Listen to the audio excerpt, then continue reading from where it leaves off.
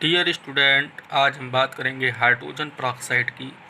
Hydrogen peroxide H2SO2 chemical formula है। इसकी खोज फ्रेंच वैज्ञानिक थेनार्ड ने सन 1818 ईस्वी में की। इसे बनाने के लिए इन्होंने बेरियम पेरोक्साइड पर तनु हाइड्रोक्लोरिक अम्ल की अभिक्रिया कराई, जिसके द्वारा ऑक्सीजन युक्त जल प्राप्त हुआ। तभी इसका नाम ऑक्सीजनेटेड वाटर या ऑक्सीजन युक्त जल रख दिया गया और इन्होंने इसका सूत्र H2O2 भी बताया। यह एक ऐसा जल है जिसका उपयोग युद्ध काल में टरबाइनों के इंजन में ईंधन के रूप में किया जाता रहा है। यह थोड़ी मात्रा में वर्षा के जल में और वायुमंडल में भी मिलता है, जो वायुमंडल में हवा की नमी पर सूर्य की पराबैंगनी की किरणों के प्रभाव से बनता है।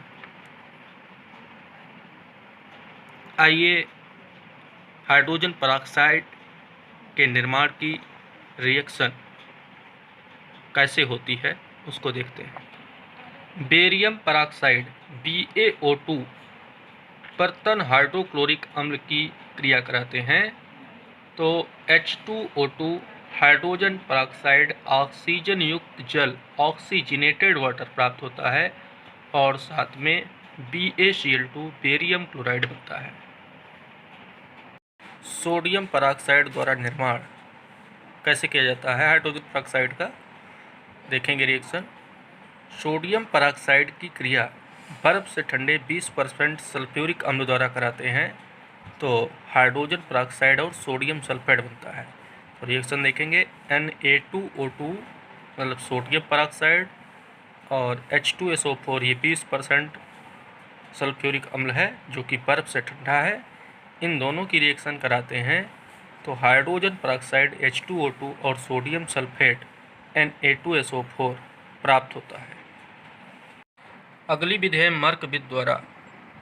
मर्क विधि में बेरियम पेरोक्साइड के महीन चूर्ण को बर्फ के जल में निलंबित करके उसमें कार्बन डाइऑक्साइड गैस प्रवाहित करते हैं, जिससे बेरियम कार्बोनेट का अवक्षेप प्राप्त होता है और जो अघुलनशील होने के कारण पृथक कर लिया जाता है और हाइड्रोजन पेरोक्साइड का तनु विलयन प्राप्त हो जाता है। तो इस रिएक्शन में देखेंगे, barium peroxide BaO2 plus H2O जल और प्लस CO2 कार्बन डाइऑक्साइड, इन तीनों की रिएक्शन से हाइड्रोजन पेरोक्साइड H2O2 और बेरियम कार्बोनेट का अवक्षेप प्राप्त होगा। यह विधि हाइड्रोजन पेरोक्साइड के निर्माण के लिए भी प्रयुक्त की जा सकती है। वास्तव में जैसे ही कार्बन डाइऑक्साइड प्रवाहित करते हैं तो शीघ्र हाइड्रोजन पेरोक्साइड नहीं बनती है, क्योंकि अभिक्रिया के प्रथम चरण में बेरियम पर कार्बोनेट बनता है और जो जल अपघटित होकर हाइड्रोजन पेरोक्साइड देता है। तो रिएक्शन में देखिए, barium peroxide BaO2 plus CO2 gives out BaCO4, barium पर कार्बोनेट बनेगा और बेरियम पर कार्बोनेट BaCO3, इसका अपघटन जल के द्वारा हो जाएगा तो BaCO3 बेरियम कार्बोनेट और H2O2 हाइड्रोजन पेरोक्साइड का निर्माण होगा। तो इस प्रकार दोनों रिएक्शनों का संयुक्त रूप हम देखेंगे। इसमें BaO2 और CO2 क्रिया करके BaCO4 भी बना रहे हैं और BaCO4 H2O से क्रिया करके BaCO3 और H2O2 बनाता है। तो इसमें BaCO4 और BaCO4 इनमें कैंसिल हो जाएगा इस प्रकार से, और जो शेष बचेगा उसको हम नीचे जो है लिख लेंगे।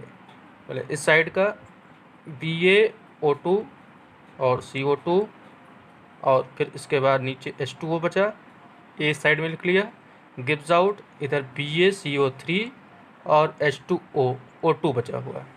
तो इस प्रकार हमको जो है H2O2 हाइड्रोजन पेरोक्साइड प्राप्त हो गया।